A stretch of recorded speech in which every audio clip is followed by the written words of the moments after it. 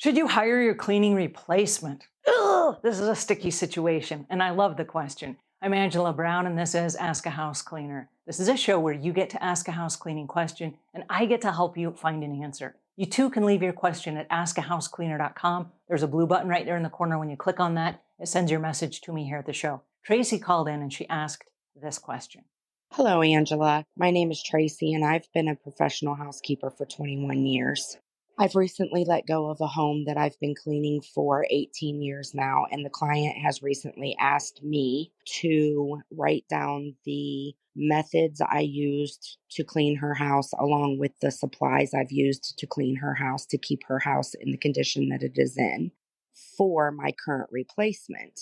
She is interviewing new ladies to take my place. Along with this question, on a side note, she has not allowed me to hire anyone or bring anyone with me to clean her house, where I could have shown them how to clean her house and provided her a replacement. Do you have any thoughts or opinions on this that could help me on whether or not I need to use my time to train her new replacement? Thank you.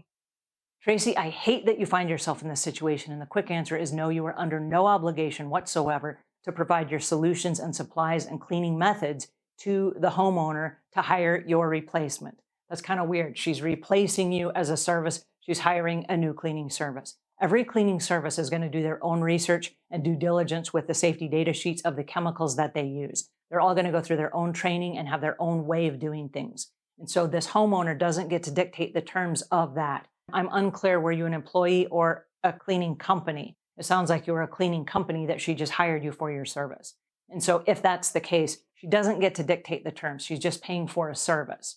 So I would just tell her politely that, hey, I love the fact that you appreciated what I did for 18 years and you want to continue that version of me in your home. But the reality is you're replacing me. Therefore, you get to do your own due diligence. And with the company that you hire, you get to find out what kind of cleaning supplies and solutions and methods they use.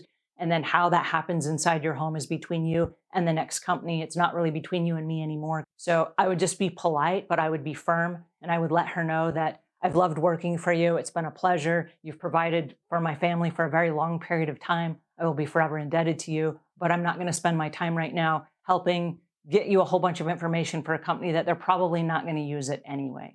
So it would just be a waste of both of our time. And I don't want to disillusion you with the fact that if I give you this, they're going to do it that way because they probably won't. So that is my quick, fast answer. I love the fact that you asked this question. I hope that your next long-going relationship with a client ends in a different way. And I'm very sorry that this one ended this way because it sounds like this woman was, I don't know, maybe a little bit over-controlling. And I hate that whatever is causing you to part ways has happened. All right, if you guys have questions or comments, or if you found yourself in a similar situation, leave your comments and questions in the notes below. Also, if you want to learn how to set expectations and boundaries with cleaning clients that you have, watch this next video because this one is going to blow you away. Take care, and until we meet again, leave the world a cleaner place than when you found it.